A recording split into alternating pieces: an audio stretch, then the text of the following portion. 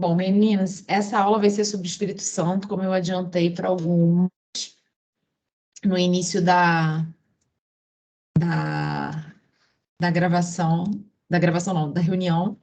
E quando nós tivemos a aula sobre revelação, a criação e a revelação, foi a aula presencial, a gente falou sobre a ação criadora de Deus, né, como fruto da sua onipotência, da sabedoria, da sua sabedoria e do seu amor.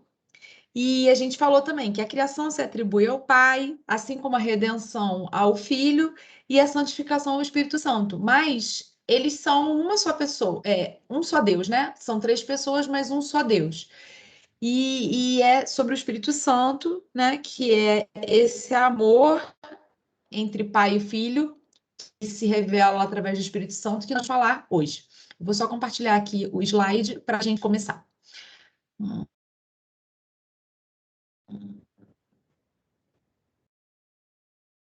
É a janela. Então vamos lá. O grande desconhecido, né? Ele é como se fossem dois vulcões, né? O Pai e o Filho como se fossem dois vulcões, e o Espírito Santo como essa corrente de fogo que corre entre o Pai e o Filho. São João da Cruz, ele chama o Espírito Santo de chama viva de amor. Tem até um poema de São João da Cruz com esse nome, depois se vocês quiserem pesquisar, que é muito bonito. E o próprio credo niceno-constantinopolitano fala que o Espírito Santo procede do Pai e do Filho. Então, ele é essa relação de amor entre o Pai e o Filho. Não há hierarquia entre o Espírito Santo, Deus Pai e Deus Filho. Não houve princípio, ou seja, a vida da Trindade ela existe desde toda a eternidade. Um exemplo que se dá para tentar entender o que seria a Santíssima Trindade e essa união indissolúvel entre o Pai, o Filho e o Espírito Santo seria o que acontece com um raio de luz quando ele é incidente num prisma. Um raio de luz, ele tem todas as cores contidas ali, que a gente não consegue distinguir, mas quando ela passa por um prisma, como que acontece, por exemplo, no fenômeno do arco-íris, você consegue ver os raios, né? O amarelo, o vermelho, o azul, mas enquanto luz, o facho de luz, eles são todos contidos ali, sem essa divisão entre as cores, né? Então, essa seria a união da Santíssima Trindade entre o Pai, o Filho e o Espírito Santo. E em termos teológicos, o nome, apenas uma curiosidade, dessa unidade da Santíssima Trindade chama circuncisão, é o nome que se dá a essa união. E o Pai e o Filho formam a Santíssima Trindade com o Espírito Santo, né, como eu falei. O amor perfeito entre o Pai e o Filho se dá através do Espírito Santo. E o termo teológico que se chama essa unidade, né? E o Concílio de Florença do século XV, ele já havia anunciado essa intercomunicação entre as três pessoas, né? Eu até anotei aqui qual foi a menção que o concílio fez, que ele fala assim, o Pai está todo inteiro no Filho, todo inteiro no Espírito Santo, o Filho está todo inteiro no Pai, todo inteiro no Espírito Santo, e o Espírito Santo todo inteiro no Pai, todo inteiro no Filho. Então, já desde o século XV, em 1442, já se tinha essa clareza dessa união perfeita entre Pai, Filho e Espírito Santo, né? É importante também a gente explicar que essa ação unitária que existe entre as pessoas da Santíssima Trindade, ela é uma ação unitária externamente, né? Para todos os efeitos, é Deus quem faz, né? A Santíssima Trindade, quando a gente fala de Deus, a gente está falando da Santíssima Trindade. Mas cada pessoa da Santíssima Trindade tem uma atividade própria, né? Então, por isso que é muito comum que a gente faça a associação de Deus Pai enquanto Deus Criador, de Deus Filho enquanto Deus Redentor e de Deus Espírito Santo como santificador, porque é isso, cada um deles tem uma atividade própria, né? E é um exemplo que você pode dar para tentar entender quando a gente pensa no corpo humano. Então, todos os órgãos estão ali integrados, mas o pulmão tem uma atividade, o fígado tem outra, o estômago tem outra, enfim. Externamente você vê uma pessoa com corpo humano e em pleno funcionamento, mas internamente cada órgão ali vai ter seu papel dentro dessa unidade que é o ser humano, né? Então é a mesma coisa que, que a gente pode grosseiramente falar da Santíssima Trindade, né? E além disso, o Espírito Santo ele tem uma relação direta com a graça, que é o que eu vou explicar agora, né? Que é a graça santificante, que é um dom de Deus gratuito, né? E que o Espírito Santo ele tem essa capacidade de renovar em nós, né? Ele infunde em nós essa graça através do batismo e ao longo da nossa vida a gente vai tendo uma renovação dessa graça e um aumento dessa graça, como eu vou falar ao longo da nossa aula, né? Então, essa graça é dom de Deus, né? Que é a nossa própria vida, os talentos que a gente recebe como dons naturais que a gente recebe de Deus. Algumas pessoas têm talento para cantar, outras para falar, outras para desenhar. E, além dos dons naturais, nós recebemos os dons sobrenaturais, né? Que seriam os dons que nós não merecemos, né? São os dons que a natureza humana não alcança. É um dom sobrenatural e interior de Deus que atuam dentro de nós para a nossa própria salvação. Adão e Eva, os anjos, por exemplo, lá na criação do mundo, eles foram os primeiros a receber a graça. Eles também não a mereciam, mas eles não eram indignos da graça. Quando acontece o pecado original, todo ser humano se torna indigno da graça. E aí foi Jesus Cristo, com a perfeita redenção na cruz, quem deu e mereceu a graça que Adão, com tanta precipitação, perdeu. Então, aqui há uma definição da graça, né? Que é isso: a graça é um dom de Deus sobrenatural e interior que nos é concedido pelos méritos de Jesus Cristo para nossa salvação. E a graça santificante, né? Que é esse dom, né? Gratuito que Deus nos faz da sua vida, infundida pelo Espírito Santo na nossa alma para curar do pecado e santificar, né? Que é a graça que a gente recebe, chamada graça santificante, no batismo. E ela é em nós a nascente da obra da santificação. É a partir dessa graça santificante que a gente o impulso para buscar a santidade, né? E ela mora na nossa alma enquanto a gente não peca mortalmente, né? Ele é um dom gratuito de Deus, é uma participação que a gente possui na vida divina, quando a gente está em graça. É, portanto, uma nova vida sobrenatural, funciona como um novo nascimento para todos nós que recebemos o batismo, aquela adoção filial de Deus, né? Nós nos tornamos também participantes da filiação natural do Filho, filhos no Filho, introduz-nos na intimidade da vida trinitária, como filhos adotivos. Jesus nos ensinou que a gente pode chamar a Deus de Pai. E é graça de Cristo, porque na situação presente, isto é, depois do pecado da redenção feita por Jesus Cristo, a graça chega-nos como participação da graça de Cristo, né? É a graça do Espírito Santo também, porque é infundida na nossa alma pelo Espírito Santo. E a graça santificante, ela também é chamada de graça habitual, porque é uma disposição estável que aperfeiçoa a alma pela infusão de virtudes para fazê-la capaz de viver com Deus, de agir por seu amor. Então, é com essa graça habitual que a gente recebe, que a gente tem essa disposição para fazer a vontade de Deus, né? Para crescer em virtudes, para viver com Deus, né? E mesmo as pessoas que por algum motivo não conseguiram ser batizadas, né?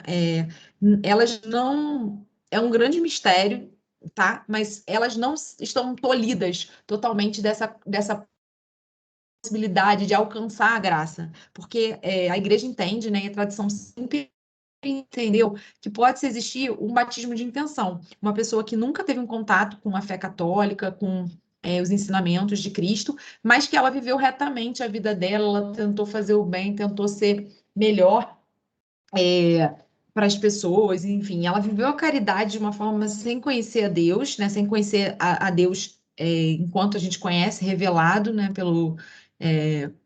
pela vinda de Jesus e pela santificação do Espírito Santo, mas ela tem ali uma graça que Deus sopra no coração de todo ser humano e, através desse batismo de intenção, ela poderia também alcançar, né? E a igreja até declara isso: todo homem que, na ignorância do evangelho de Cristo e da sua igreja, procura a verdade e faz a vontade de Deus conforme o conhecimento que dela tem, pode salvar-se.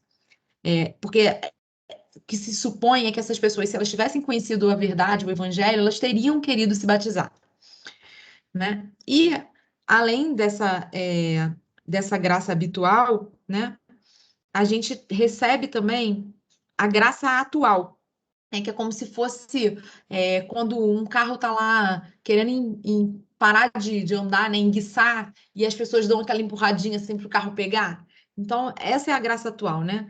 É a graça que Deus concede para infundir graça santificante, né, no caso de alguém que vai ser batizado. Primeiro, ela recebe uma graça atual, um impulso dentro de si, de que ela quer viver essa verdade, por exemplo, uma pessoa adulta que descobre a fé e vai pedir o batismo. Ou então, a graça atual ela vai funcionar como um impulso para a gente restaurar a graça perdida. E como que a gente perde a graça? Através do pecado. Então, a graça atual, ela nos ajuda a ir atrás do sacramento da penitência, por exemplo, para restaurar a graça santificante que a gente perde cada vez que a gente peca mortalmente. E a graça atual também é uma graça que Deus nos dá para a gente conseguir conservar a graça santificante na nossa alma ou para aumentar essa graça santificante. Eu até separei uma explicação aqui que tem do Fé Explicada sobre a graça atual, que é o seguinte: essa graça ela pode crescer em nós.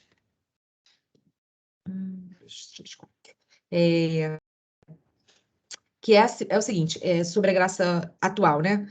É quando Deus, por exemplo, ele dá até um exemplo concreto. Uma pessoa perdeu a graça, né? A graça santificante porque ela pecou mortalmente. Então, primeiro Deus ilumina a mente do pecador para que ele veja o mal que ele cometeu. Se ele aceita essa graça, admitirá no seu íntimo: ofendi a Deus em matéria grave, cometi um pecado mortal. Então, ele pode repelir essa graça, por exemplo, e dizer: isso que eu fiz não é tão mal assim, pensando bem, todo mundo faz assim. Se ele fizer, provavelmente ele não terá uma segunda graça. Ele vai se fechar a graça de Deus, porque ele não está conseguindo enxergar o pecado que ele cometeu. Já no curso normal da providência divina, uma graça vai gerar a seguinte, que é esse o significado das palavras de Jesus: dar-se-á o que tem e terá em abundância, mas o que não tem, tirar-se-á mesmo aquilo que julga ter. Que é justamente se ele se abre à graça, ele vai receber mais graça, e aí ele vai ter graça para enxergar que ele precisa chegar ao sacramento da confissão. Depois da confissão, ele vai receber uma força nova, e a graça santificante vai ser restaurada, e ele vai ter força para dizer não a uma nova situação de pecado. Então, a graça vai gerar mais graça, né? Então, essa graça atual, ela vai gerar mais graça. Sem a graça santificante, a gente não pode ir para o céu. Mas sem essa graça atual, a gente não é nem capaz de se manter com a graça santificante por um longo período de tempo. Então, a gente precisa das duas.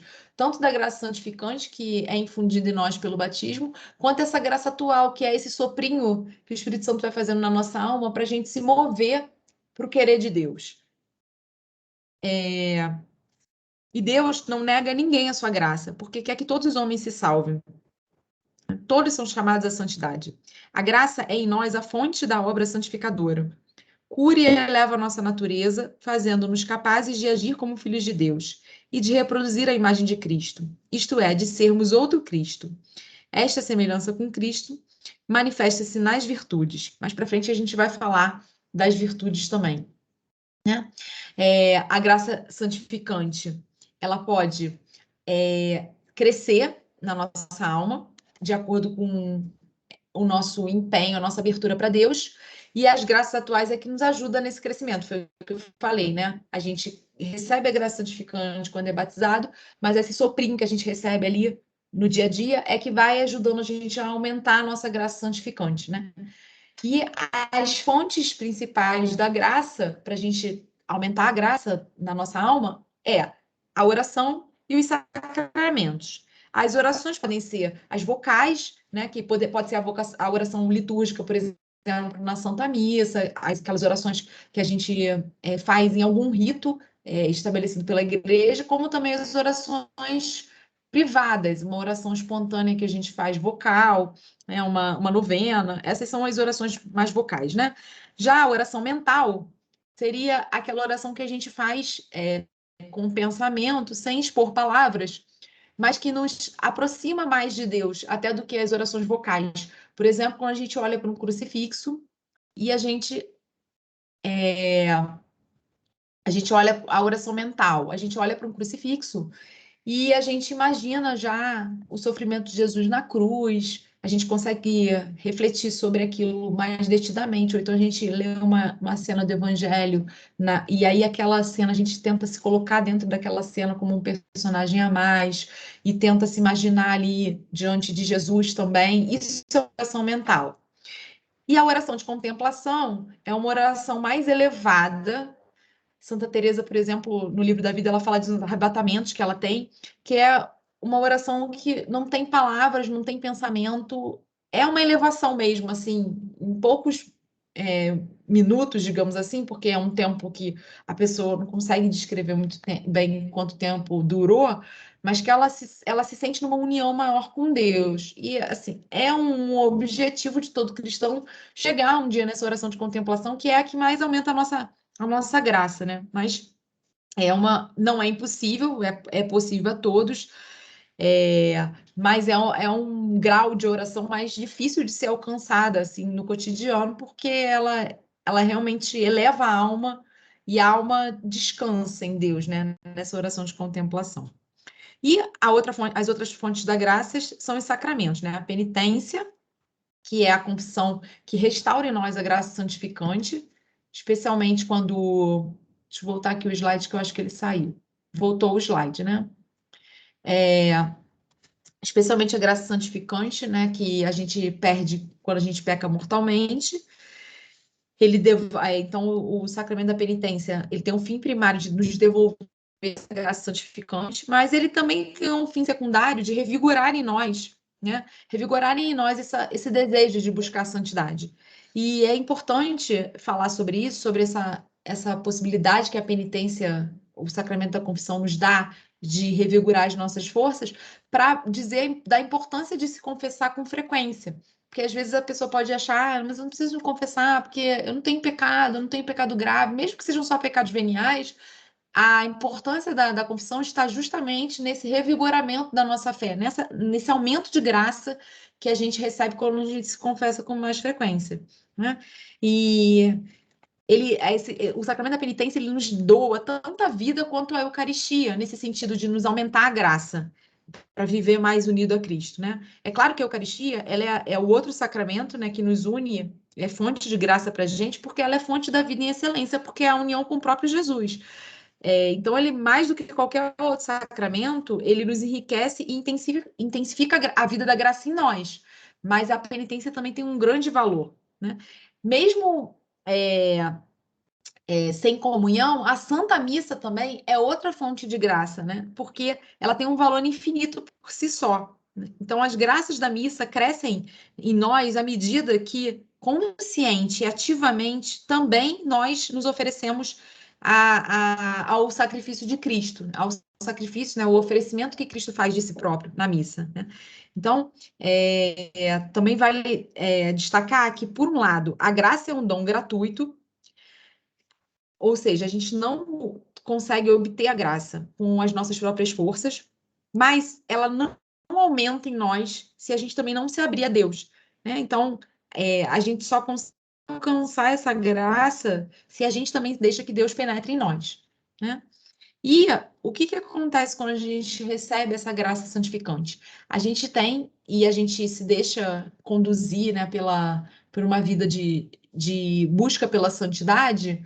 O que acontece é que a gente vai receber méritos por esse aumento da graça em nós, por essa docilidade, a graça, né, que o Espírito Santo age em nós, né? E o que é o mérito?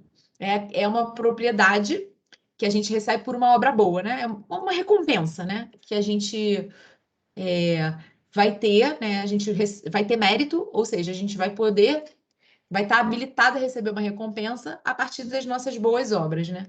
E aí, só em graça, a gente pode chegar a ter esse mérito, né? E quais são essas recompensas que viver em estado de graça vai nos permitir, né? Além de aumentar a graça, né? Porque a graça ela pode crescer num contínuo, e ela deve crescer num contínuo para a gente alcançar a santidade, a gente ainda vai ter a, como recompensa alcançar a vida eterna e ter a possibilidade de ter maior glória no céu, porque o céu vai ser em graus de glória diferente para cada pessoa, de acordo com a abertura à graça. Vão estar todos no céu, mas o gozo da presença de Deus vai ser diferente de acordo com a abertura que a pessoa em vida deu à graça, né? Porque a gente só tem a nossa vida presente para se abrir a graça e aumentar essa graça dentro de nós, né? Para as pessoas que já morreram, por exemplo, elas não têm mais condição de aumentar a graça para ter maior glória no céu, mesmo as que estão no purgatório, elas vão estar lá para se purificar, mas não para aumentar a graça dentro de si, né? E eu falei do mérito, né? E eu falei anteriormente que uma das fontes da graça é a penitência, e é importante lembrar também que quando a gente se reconcilia com Deus através da penitência, além de receber novamente a graça na alma, todos os méritos que a gente alcançou até aquele momento, eles também voltam à nossa alma. Então, a gente não começa do zero, assim, perdeu todos os méritos porque pecou. Não, a gente continua tendo aqueles méritos que a gente já tinha, né? Eles são acrescidos de novos méritos que a gente vai alcançar, né? Do propósito de emenda, de não voltar a pecar, e os méritos são reconquistados, né? Então, quando a gente vive em estado de graça santificante, a gente coloca a nossa vida a serviço de Deus e procura fazer com que todas as coisas sejam para a glória dele, né? E com isso a graça vai aumentando no nosso coração, né? Eu até separei um ponto aqui de São José Maria em Caminho, que ele fala sobre essa necessidade da gente se convencer de que Deus está sempre com a gente, né? Continuamente, né? Que a gente não pode viver como se o Senhor estivesse longe, onde brilham as estrelas, mas que a gente deve considerar que Ele está sempre ao nosso lado, como um Pai amoroso, que quer a cada um de nós mais do que todas as mães do mundo podem querer a seus filhos. Que Ele nos ajuda, nos inspira, nos abençoa e nos perdoa. O ponto continua, é o 267 de Caminho, se depois vocês quiserem ler para refletir sobre essa filiação, né? De Deus que está sempre junto com a gente e que quer nos dar essa graça, né? Para a gente se manter no caminho dele. E com a graça santificante, nós temos capacidade de crescer em virtudes e que essas virtudes elas deem frutos que vão nos levar para o céu. Porque uma pessoa pode ser virtuosa humanamente e essa virtude que vai ser chamada também como virtude, né, como uma disposição para fazer o bem, pode não ter nenhum mérito diante de Deus se não tiver junto com uma visão sobrenatural e transcendente. Então, as virtudes, para elas adquirirem um valor sobrenatural, elas têm que estar unidas às virtudes teologais, que é a fé, a esperança e a caridade, né? Que são as virtudes que são infundidas em nós no batismo. Quando a gente recebe o batismo, a gente recebe as virtudes teologais, né? E essas virtudes, né? A fé é a virtude que nos diz que por ela nós cremos em Deus e em tudo que ele nos disse e revelou, e que a Santa Igreja nos propõe para crer, né? Então é pela fé que o homem entrega-se inteiro e livremente a Deus e esforça-se por conhecer e fazer a vontade de Deus, né? Em Romanos, São Paulo fala: o justo viverá pela fé. Então, o discípulo de Cristo não deve só guardar a fé e nela viver, mas também deve professá-la, testemunhá-la com firmeza e difundi-la. Já a esperança é a virtude teologal que faz com que nós desejamos, como a nossa felicidade, o reino dos céus e a vida eterna, e colocando a nossa confiança inteiramente nas promessas de Cristo, e apoiando não nas nossas forças, mas no socorro da graça do Espírito Santo, no uso da razão. Devemos manifestar atos de esperança, que significa que a gente, usando a nossa razão, a gente deve aprender a se abandonar na oração, por exemplo, a desconfiar de nós mesmos e confiar plena e totalmente em Deus.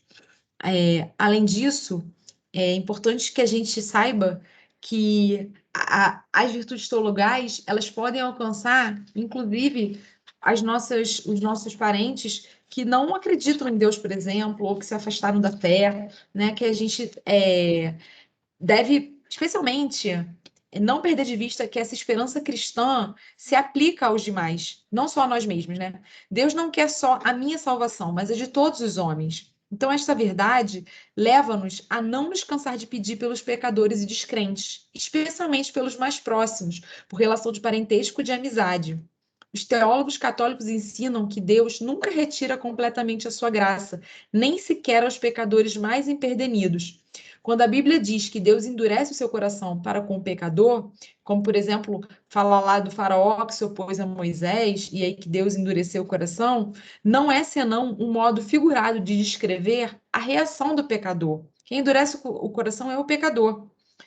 É este que endurece o seu coração ao resistir à graça de Deus. Eu achei esse trecho muito interessante para a gente fortalecer que essa esperança que a gente recebe no batismo, ela também pode se aplicar na nossa não desistência de rezar também pela conversão das pessoas que a gente ama, né? E a caridade é a terceira virtude teologal e a mais importante delas, porque é a virtude pela qual nós amamos a Deus sobre todas as coisas, por si mesmo, e a nosso próximo como a nós mesmos, por amor de Deus. Este é o mandamento novo de Jesus Cristo. Amai-vos uns aos outros como eu os amei. E só pela graça santificante somos capazes de amar a Deus sobrenaturalmente. A caridade é a virtude teologal que a gente perde quando a gente peca mortalmente. Já a esperança e a fé, elas permanecem, mesmo que a gente peque.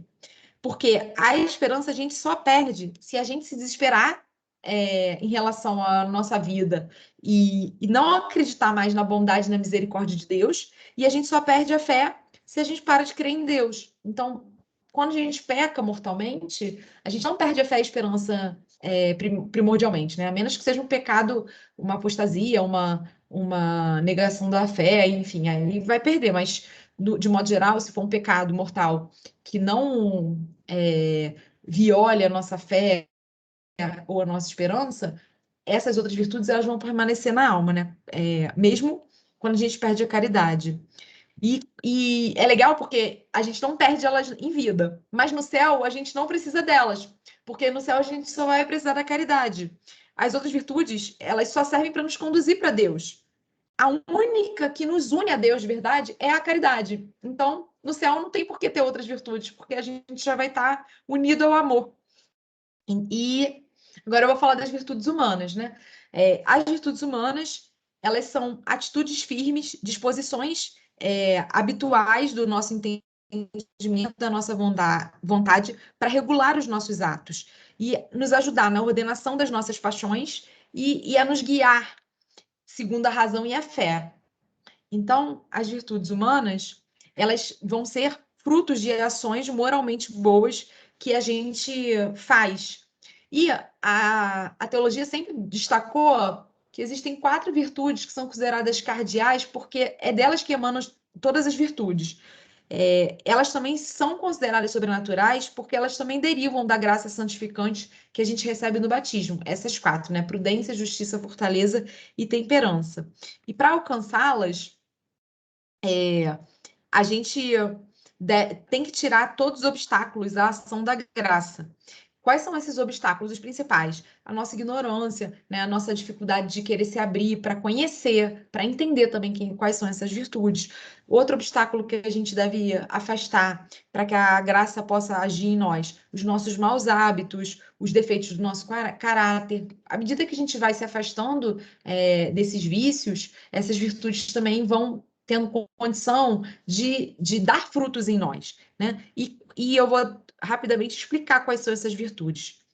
A prudência, ela é a faculdade de julgar retamente, de discernir o verdadeiro bem e escolher os meios adequados para realizá-lo, né? E a prudência, ela tem a capacidade de aperfeiçoar a nossa inteligência para fazer esse discernimento.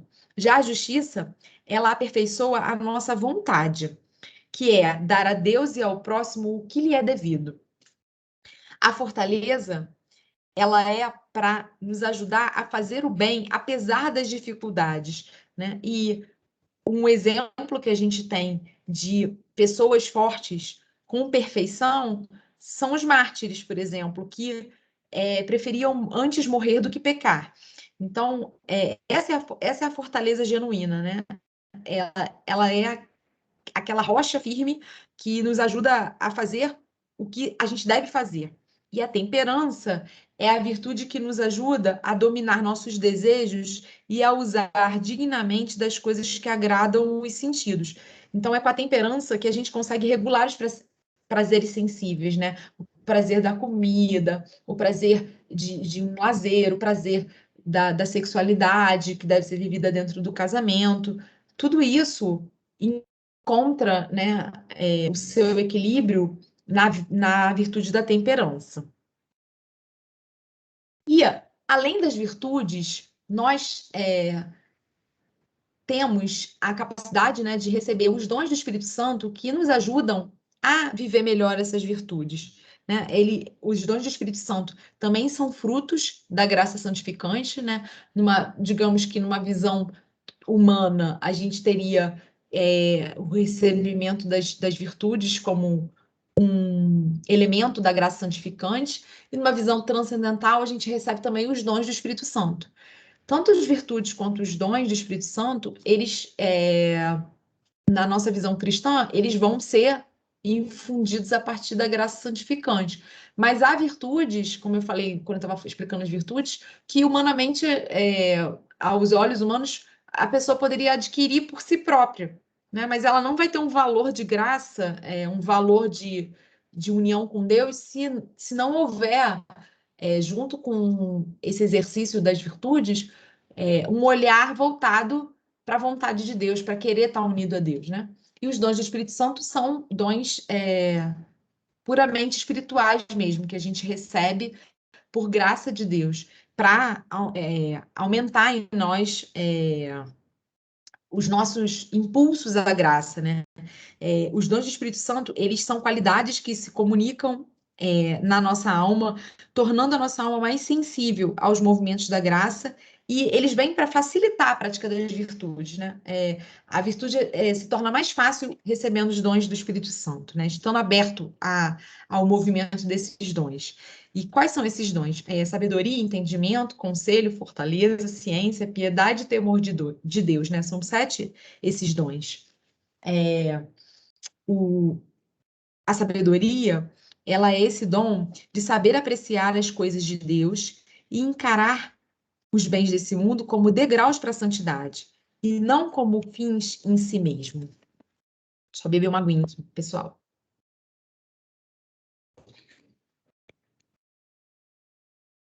Já o entendimento é o segundo dom do Espírito Santo, que é a graça que a gente recebe de Deus para entender as verdades de fé. O entendimento é esse dom que nos ajuda a conseguir ler uma passagem do Evangelho e ela se tornar mais clara para a gente escutar sobre a tradição da igreja e conseguir entender, ou pelo menos acolher essas verdades de fé que a igreja nos ensina. Já o conselho, o dom de conselho, ele é o dom que aguça nosso juízo para tomarmos a melhor decisão.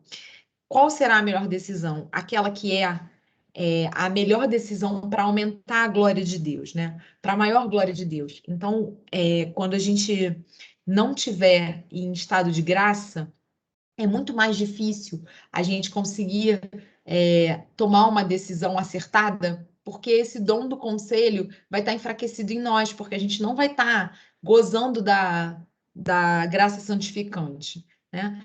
Então, mais um ponto importante para a gente tentar, na medida do possível, estar em contato com o sacramento da penitência, é para que essa graça santificante esteja a pleno vapor dentro da nossa alma e que a gente possa receber esses dons do Espírito Santo mais plenamente. Já a fortaleza, ele é o dom que revela em nós esse desejo de ter uma vida heróica, né, por Deus, né, de fazer aquilo que Deus quer de nós, com o olhar dos dons do Espírito Santo, né, porque tem a fortaleza enquanto virtude cardial, né, mas aqui, enquanto dom do Espírito Santo, ela exige de nós essa heroicidade, por exemplo, que um Marte consegue ter, de dizer que, por exemplo, o Thomas More da vida, que é um Marte, né, lá da Inglaterra, é um santo que ele não quis fazer o que o rei queria, né, que era contrário à fé dele, e ele preferiu morrer, apesar de ser um homem super bem quisto pelo rei, ele preferiu morrer do que negar sua fé. Já o dom de ciência, ele nos move a reconhecer o que é útil e repelir o que é nocivo. E ele já anda junto com o dom de conselho, né? Se o dom de conselho, ele aguça nosso juízo para tomar a melhor decisão, o de ciência, ele ajuda a gente a reconhecer o que de verdade vai fazer bem para nossa alma ou o que não vai fazer bem para nossa alma ali no nosso dia a dia. Por exemplo, a gente está assistindo um filme, está vendo que aquele filme não é legal, e que aquele livro que a gente está lendo não está acrescentando, que ele está poluindo a nossa mente. Esse dom de ciência que vai ajudar a fazer com que a gente levante da sala de cinema e repila, por exemplo, aquela situação ruim, né? A gente consiga fazer essa esse ato imediato ali de repulsa daquilo que não é bom para a nossa alma. Já o dom de piedade, ele é uma atitude confiante, de intimidade com Deus, mas não é uma visão caricaturesca, assim, uma visão de caricatura de aquela pessoa com olhos baixos que vive rezando o tempo inteiro, e com a mãozinha junta. Não é esse o verdadeiro sentido do dom de piedade. O dom de piedade é aquela atitude de criança da criança pequena, sabe, que se abandona no pai, que confia, que Deus sabe o que é melhor, sabe? É amor, confiança e reverência diante de Deus que é pai. E o dom de temor de Deus é aquele dom que ele vem para equilibrar o dom de piedade, né? Com a certeza de que Deus é um pai e é um juiz de justiça infinita. E ele é um dom, o dom de temor de Deus, que ele vem para nos equilibrar na medida que ele vem nos lembrar também que nós prestaremos conta das graças recebidas.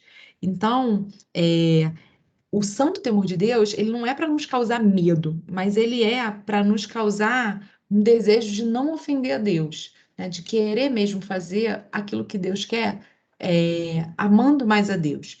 Então, é importante distinguir, porque a gente fala de temor de Deus e pode ficar pensando só no o temor do inferno. É bom que se tenha também esse medo, mas esse temor, né? Esse santo temor. Mas o santo temor mesmo é muito mais ligado ao amor, na questão de não querer ofender, né? Eu não quero magoar aquele que mais me ama, né? E os frutos que o Espírito Santo traz para a nossa alma, né? A tradição católica enumera esses 12 frutos que eu coloquei aí, é porque também eles estão, né, na Carta de São Paulo, é São Paulo quem dá esses frutos, né, para o Espírito Santo, e, e eles se traduzem, né, nessas características que eu coloquei, né? A caridade, que é esse verdadeiro amor que a pessoa tem, né? Que a pessoa é uma pessoa generosa, que ela está vendo Cristo no próximo, que ela está sempre disposta a ajudar as pessoas, é uma pessoa alegre, leve, aquela pessoa que, quando ela está junto com os outros, ela parece que o sol está brilhando ali nela, né? Aquela pessoa que reluz, que ela sorri com mais facilidade, fala com delicadeza, aquela pessoa que é pacífica, uma personalidade equilibrada, né? Que todo mundo quer estar perto dela, a longanimidade, trava-língua, é aquela pessoa que não se revolta com as dificuldades, com os infortúnios, né? É Jolie, né? Que fala que Deus tirou e eu vou continuar com Deus, né? Já a bondade de poder se abrir aos outros, não ser orgulhoso, não julgar os demais, né? Ser amável com as pessoas, é a benignidade, né? De procurar estar ali aberta a todos, de coração desinteressado, para aliviar os sofrimentos dos que estão à nossa volta. A mansidão está relacionada à questão da pessoa que é delicada, né, que ela não, ela se entrega para qualquer tarefa que surja. não procura dominar os outros, né? Já a fidelidade, ela tá ligada a essa fidelidade de fazer parte do corpo místico de Cristo. Ela não, a pessoa que é um católico convicto, por exemplo, ele é um católico convicto que vive a fidelidade, né, como esse fruto do Espírito Santo, de ser firme nas suas convicções, mas sem querer coagir os demais, né? Ela não quer viver, né, os respeitos humanos de forma. Opa, peraí, que eu acho que alguém tentou entrar aqui, deixa só eu voltar. Cadê? Ah, tá aqui. Ah, Valessa tentou. Eu saí da apresentação, mas já tinha. Era o último slide mesmo, né? Eu estava só terminando de falar dos últimos frutos do Espírito Santo, né? Falei da fidelidade, né? Que é essa pessoa que ela quer ser fiel à igreja, mas ela não quer impor isso à força a ninguém, né? A modéstia, que é o fruto do Espírito Santo, que faz com que nós queiramos ter um comportamento, um modo de vestir e uma linguagem com decência, né? Que a gente revele Cristo aos outros através também da nossa aparência. E a continência é aquele fruto que faz com que a gente saiba comer bem, comer, trabalhar, se divertir, tudo de modo temperado. E a castidade, por último, é aquele fruto que nos leva a ver o sexo como sagrado dentro do matrimônio, como um vínculo de união, mas também como uma abertura à vida de procriação, dentro do casamento, e também como pureza no olhar e no vestir. Ali se mistura um pouco, né, da modéstia, da continência e da castidade para as pessoas solteiras também. E esses eram os frutos do Espírito Santo que a gente pode obter tentando viver pode obter, não, a gente vai obter se a gente viver uma vida de graça em Deus e deixar que a graça santificante aumente em nós. É isso, meninas. Foi assim, um pancadão, porque tinha um monte de informação, mas a aula tá gravada, quem quiser pode assistir de novo. Não sei se vocês têm alguma dúvida, alguma coisa que vocês queiram perguntar. Eu só fiquei pensando numa coisa, assim, porque eu rezei bastante para fazer essa aula, né? Pedi o Espírito Santo Luiz e esqueci de rezar a oração do Espírito Santo antes da gente começar. Mas eu tenho certeza que ele estava com a gente. Assim, e ele está com a gente dando as luzes necessárias para esse momento. Mas eu confesso que eu fiquei naquela ânsia de começar, tinha um monte de coisa para fazer, gravar e botar a apresentação e ver quem estava entrando, e eu acabei esquecendo da oração. Mas, enfim, se alguém quiser falar alguma coisa. Agora eu tô vendo algumas carinhas. Oi, Juliana. Lívia, que não estava também com a Thaís. Thaís é irmã ou é cunhada da Lígia? Cunhada. Sou cunhada, sou irmã do Vitor. Ah, tá. Oi, Ideia, tudo bem? Lígia, acho que só comentar uma questão que você falou que é bem interessante sobre o Thomas More, né? Porque ele foi uma pessoa que realmente foi muito próxima lá do rei Henrique VIII, né? Que foi aquele que criou todo o estresse porque queria se divorciar, e enfim, foi ali que ele meio que se separou mesmo do Thomas. Mas o que eu acho mais legal é que eu lembro que no final, quando ele foi decapitado, né? Ele dizia assim, morria como bom servidor do rei, mas de Deus primeiro, né? Então acho que essa que é a questão, a gente se ater à nossa fé e saber o que é certo até o final, né? Não é? Verdade. E o mais importante, né? Assim, quando a gente conhece, eu já estava lendo sobre essa questão da graça santificante, e é impressionante que, assim, tendo consciência de que a gente tem tanta graça, tanta coisa para seguir o caminho de Deus, assim, mais um motivo que a gente tem, assim, mais uma força nova, assim, de saber, porque a gente recebeu a graça do batismo, a gente recebe graça nos sacramentos, mas ter essa consciência, assim, o uso da razão, de que realmente todo o céu se abre para a gente quando a gente deixa a graça agir, né? Infunde em nós uma força nova, um desejo novo de olhar com outros olhos, né? A ação de Deus em nós, né? Verdade.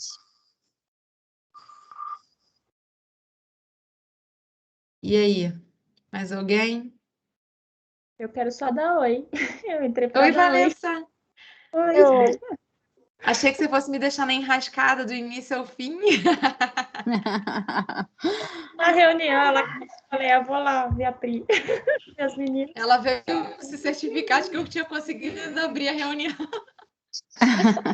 Isso, tadinha. Esse time deixa a gente na mão. Às vezes, Pri, faz a oração, então, do Espírito Santo agora para a gente finalizar. E pedir para ele, para que a gente consiga assim compreender aquilo que foi dito, né? Que ele possa mesmo na nossa oração aí durante essa semana, abrindo mesmo essas comportas para entender como que a graça age na nossa vida e quanto Deus nos ama, assim. Eu acho que o principal é isso, é a gente ter essa consciência e que às vezes no dia a dia é difícil, assim, por mais que a gente tenha uma caminhada de fé, lembrar disso, né? O quanto nós somos amados por Deus e que nos amou imerecidamente, né? A gente não merecia esse amor e ele nos amou e ele quer ter a gente junto dele, né? E por isso ele quer que a gente aceite a graça, renove a graça, para que um dia a gente esteja no céu, com ele, vivendo plenamente essa graça, né? Então vamos rezar. Vinde, Espírito Santo, enchei os corações dos vossos fiéis e acendei neles o fogo do vosso amor. Enviai o vosso Espírito e tudo será criado, e renovareis a face da terra. Oremos, Deus, que instruíste os corações dos vossos fiéis com a luz do Espírito Santo, fazei que apreciemos retamente todas as coisas, segundo o mesmo Espírito, e gozemos sempre da sua consolação. Por Cristo Senhor nosso. Amém. Boa noite, meninas.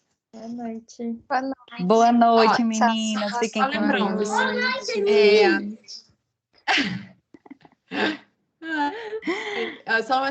lembrando duas coisas. Uma, para vocês irem reservando aí a data de 6 de novembro para o nosso presencial. Ai, gente, que coisa fofa. Um beijo, Antônio. Diga um beijo. Ah. Simpático. E a segunda coisa, se alguém ainda quiser ajudar na campanha do oratório, eu acho que falta. Ainda tem um número, eu vou confirmar certinho e passo lá no grupo para vocês. Tá bom? Um beijo, gente. Pri, Boa eu vou noite. ajudar. Eu vou ajudar Tchau. sim. Ai, meu Deus, eu tenho que anotar isso, que eu tenho que fazer isso antes de viajar. Um beijo, meninas. Fiquem com Tranquilo, Deus. beijo. Beijo, Tchau, boa Tchau, noite. tchau, gente. Boa noite. Boa noite.